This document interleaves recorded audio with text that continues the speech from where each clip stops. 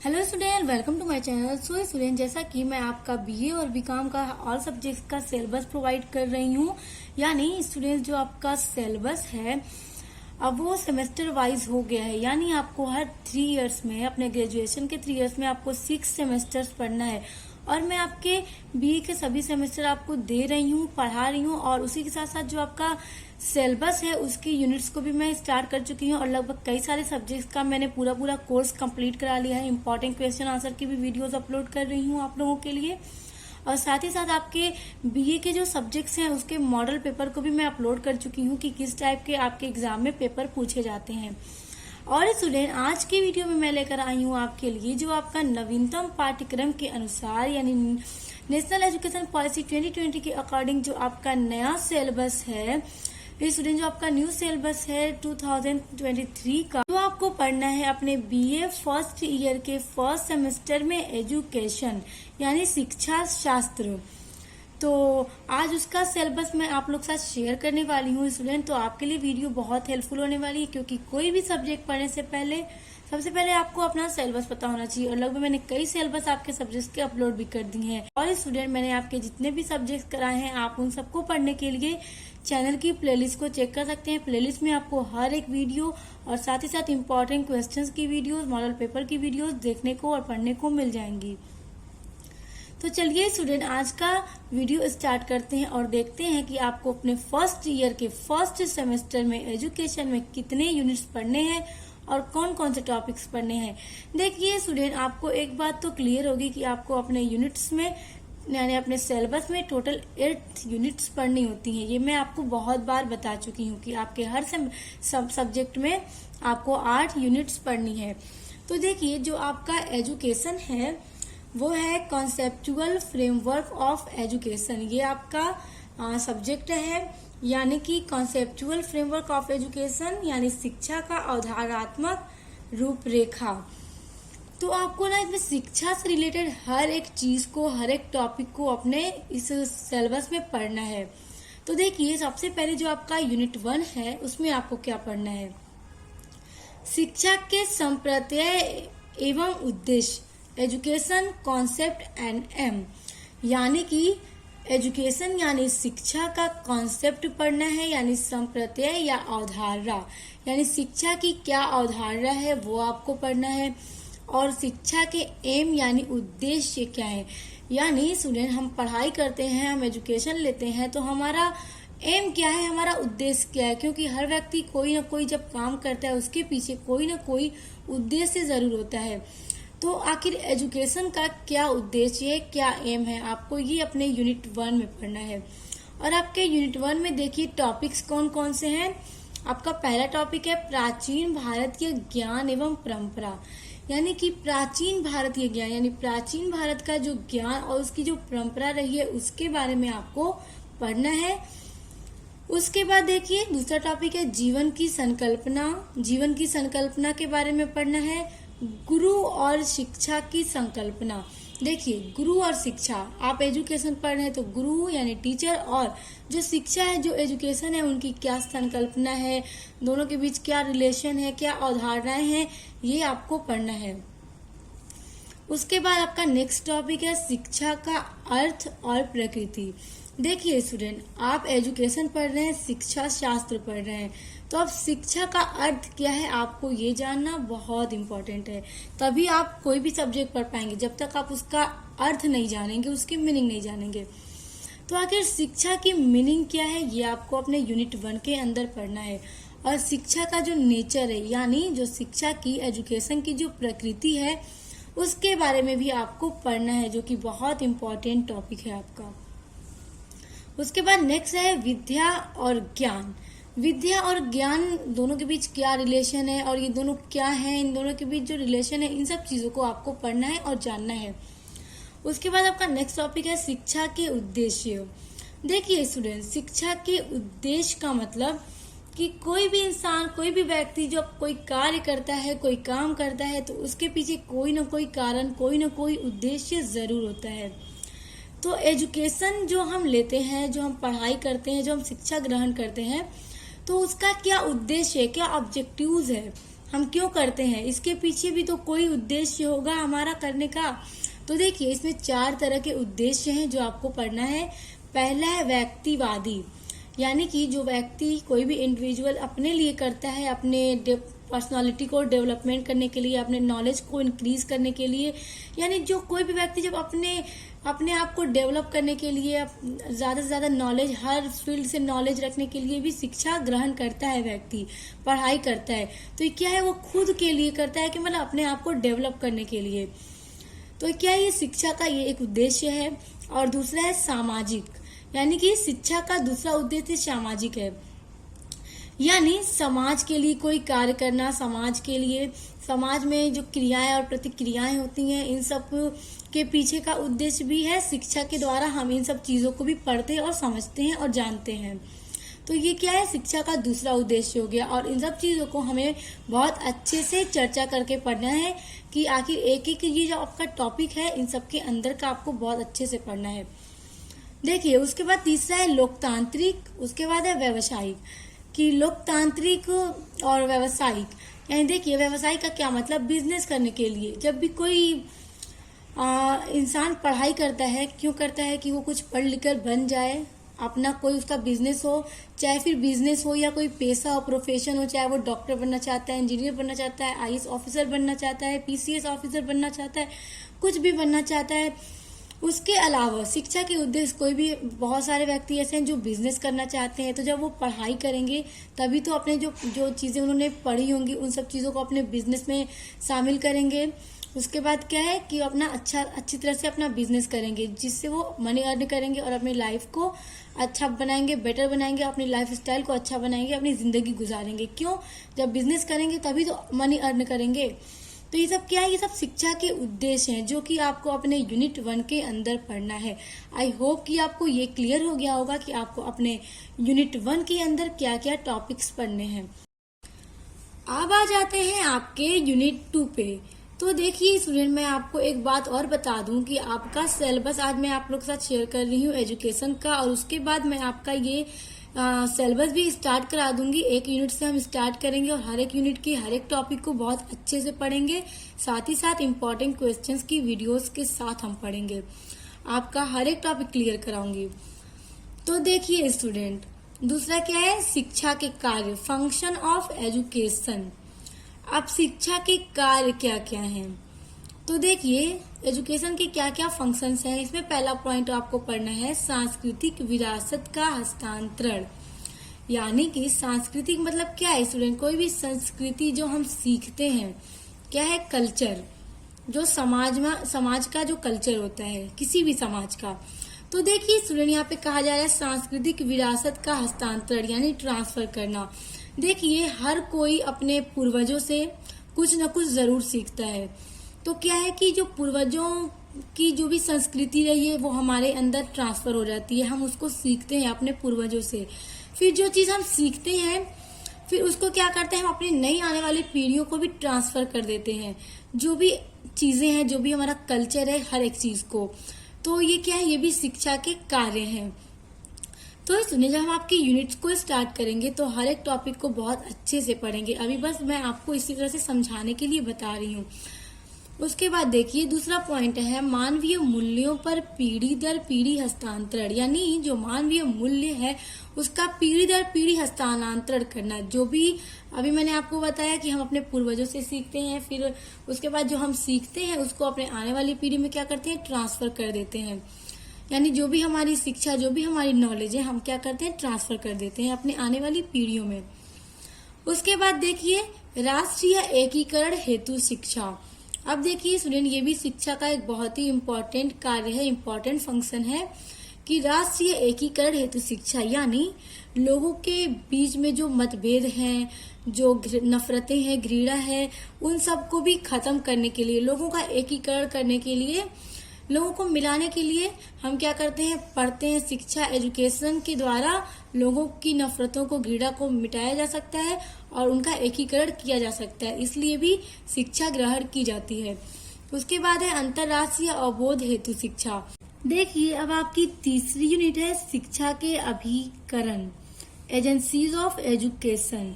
तो अब आपको अपने यूनिट 3 में शिक्षा के अभिकरण के बारे में पढ़ना है। जैसे देखिए औपचारिक, अनौपचारिक और नौपचारिक, यानी किस किस तरह से शिक्षा दी जाती है उसके बारे में आपको पढ़ना है। औपचारिक, अनौपचारिक और नौपचारिक, ये हो गया आपका यूनिट 3, जो कि आपको अपने यूनिट 3 में पढ़ना है। अब देखिए आपका यूनिट 4 है भारतीय संविधान और शिक्षा, इंडियन कॉन्स्टिट्यूशन एंड एजुकेशन। तो देखिए स्टूडेंट, अब भारतीय संविधान और शिक्षा यानी भारत के संविधान में शिक्षा को किस तरह महत्व दिया गया है, उसमें शिक्षा के बारे में क्या बताया गया है, एजुकेशन के बारे में, तो इन सब चीजों को आपको अपने यूनिट 4 के अंदर पढ़ना है कि भारतीय संविधान और शिक्षा, ये हो गया आपका यूनिट 4।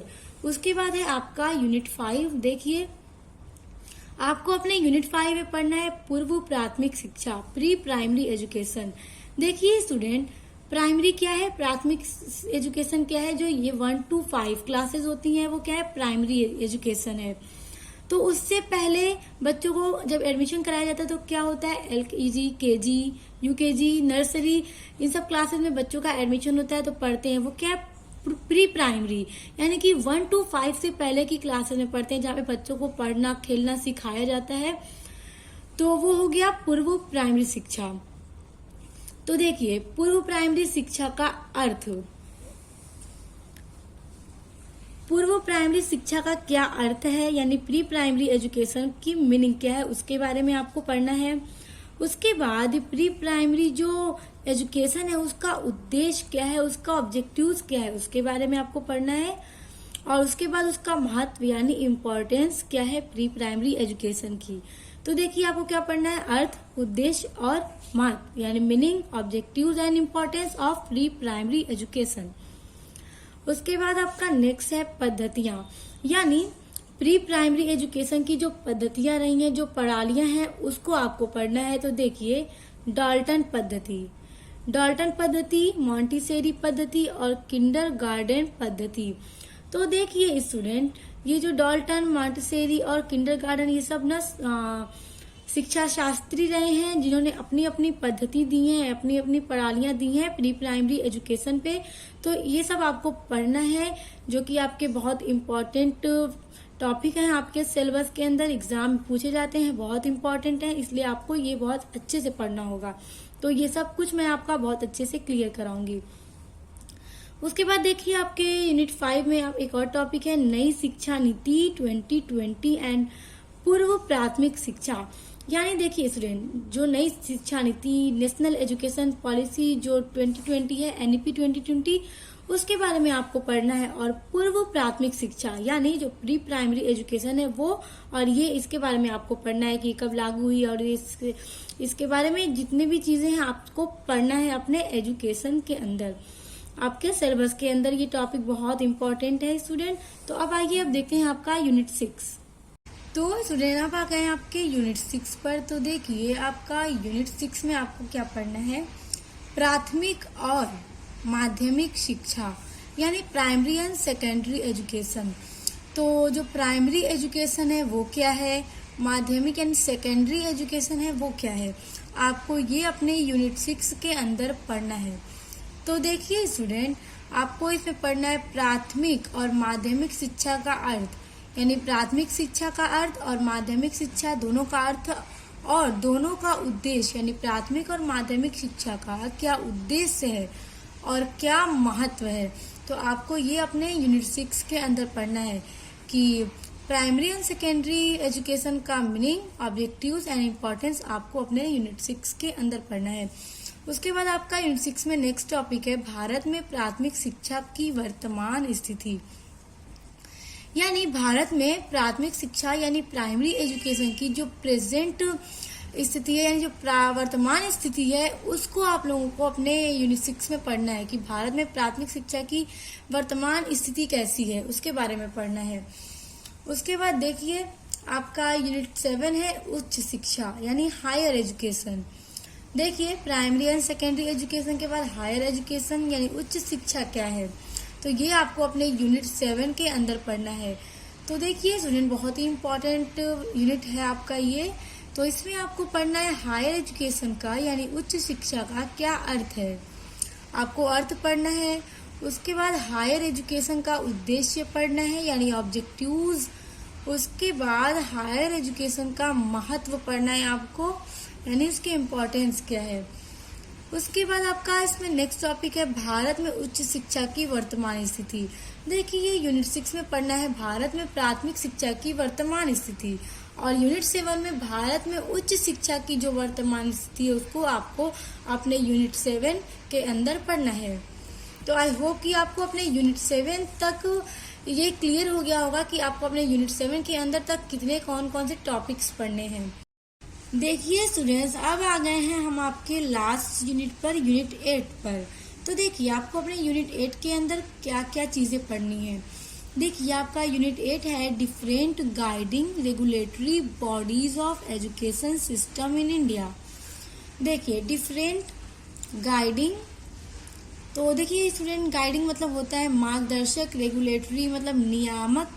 तो भारत में जो बॉडीज ऑफ एजुकेशन यानी जो भारत में शिक्षा प्रणाली का जो विभिन्न मार्गदर्शक है, जो गाइडिंग और रेगुलेटरी है, उसके बारे में आपको पढ़ना है। तो देखिए different guiding regulatory bodies of education system in India, तो इसका देखिए हिंदी में अर्थ है भारत में शिक्षा प्रणाली के विभिन्न मार्गदर्शक या फिर नियामक निकाय। नियामक निकाय आप कह सकते हैं, या फिर शिक्षा भारत में शिक्षा प्रणाली के मार्गदर्शक जो अलग अलग विभिन्न मार्गदर्शक हैं, डिफरेंट, उन सब चीजों के बारे में आपको पढ़ना है। तो देखिए आपको पढ़ना है मानव संसाधन विकास मंत्रालय। तो मानव संसाधन विकास मंत्रालय यानी शिक्षा मंत्रालय, तो इसके बारे में आपको पढ़ना है। तो देखिए इसकी स्थापना हुई थी 27 सितंबर 1928 ईस्वी में। उसके बाद आपको यूनेस्को इसके बारे में पढ़ना है। उसके बाद एनसीईआरटी। तो देखिए स्टूडेंट एनसीईआरटी आप लोग जानते होंगे क्योंकि आपकी बुक्स, आपकी जो सीरीज है, बहुत सारे सब्जेक्ट की बुक्स एनसीईआरटी पैटर्न पर आती हैं, तो स्टूडेंट आप लोग को पता होगा। तो देखिए एनसीईआरटी की स्थापना हुई थी 27 जुलाई 1961 में। तो देखिए एनसीईआरटी का हिंदी में राष्ट्रीय शैक्षिक अनुसंधान प्रशिक्षण परिषद। तो स्टूडेंट जब हम आपका यूनिट स्टार्ट कर देंगे तो उसके बाद इन सब चीजों को भी हम बहुत अच्छे से समझकर पढ़ेंगे। उसके बाद देखिए नेक्स्ट है एससीईआरटी। देखिए एनसीईआरटी में और एससीईआरटी में बस यहाँ पे एन और एस का डिफरेंट हो गया, बाकी सारी चीजें आपकी सेम है। तो देखिए एससीईआरटी यानी कि एस से स्टेट, सी से काउंसलिंग, ऑफ, ई से एजुकेशन, आर से रिसर्च एंड टी से training. State counselling of education research and training. तो एससीईआरटी क्या है, जब यूनिट्स पढ़ेंगे तो इसको भी समझ लेंगे, पढ़ लेंगे। तो देखिए स्टूडेंट एससीईआरटी की स्थापना 1988 में हुई थी। उसके बाद है एनसीटीई। तो एनसीटीई है राष्ट्रीय शिक्षा परिषद। तो देखिए एन से है नेशनल, सी से है काउंसलिंग, ऑफ, टी से टीचर्स, ई से एजुकेशन यानी national counselling of teachers education. Hindi में कहेंगे राष्ट्रीय शिक्षक शिक्षा परिषद। तो इसकी स्थापना हुई थी 1995 ईस्वी में। उसके बाद देखिए आपका नेक्स्ट है AICTE। तो ये इसका है अखिल भारतीय तकनीकी शिक्षा परिषद। तो ए से हो गया ऑल, आई से इंडिया, सी से काउंसलिंग, फॉर, टी से टेक्निकल, ई से education, all India counselling for technical education. Hindi में कहेंगे अखिल भारतीय तकनीकी शिक्षा परिषद। तो स्टूडेंट देखिए ये है डिफरेंट टाइप के guiding regulatering bodies of education system in India, जो कि आप लोगों को अपने सिलेबस के अंदर पढ़ना है। तो हर एक यूनिट को हम बहुत अच्छे से पढ़ेंगे, समझेंगे। मैं आपका हर एक यूनिट बहुत अच्छे से कंप्लीट कराऊंगी आप, और उसी के साथ साथ आपका इम्पोर्टेंट क्वेश्चन की भी वीडियोस मैं अपलोड करूंगी। और स्टूडेंट बहुत सारे सब्जेक्ट का मैंने इम्पोर्टेंट क्वेश्चन आंसर की वीडियोस अपलोड की हैं, सिलेबस भी अपलोड किया है, और आपकी लगभग कई सारे सब्जेक्ट की पूरी यूनिट्स को पूरा कोर्स मैंने आपका कंप्लीट करा लिया है। और आगे भी मैं पूरी कोशिश कर रही हूँ आपके हर सब्जेक्ट का सिलेबस और सभी यूनिट्स को पूरी तरह से कंप्लीट कराऊं, ताकि आप लोगों के लिए एग्जाम में बहुत ज़्यादा आसानी हो सके। तो हर यूनिट्स को पढ़ने के लिए और हर सब्जेक्ट को पढ़ने के लिए आप मेरे चैनल को सब्सक्राइब सब्सक्राइब करके बेल आइकन को प्रेस कर लीजिए, ताकि जब भी कोई इंपॉर्टेंट वीडियो आए तो आपको नोटिफिकेशन सबसे पहले मिले। और उसी के साथ साथ आप अपने फ्रेंड्स ग्रुप में भी शेयर कर दीजिएगा, ताकि और भी लोगों की हेल्प हो सके और सभी स्टूडेंट्स बहुत अच्छे से अपनी पढ़ाई को जारी रख सकें और अपने हर सिलेबस को बहुत अच्छे से पढ़ सकें। तो अब मिलते हैं नेक्स्ट वीडियो के साथ।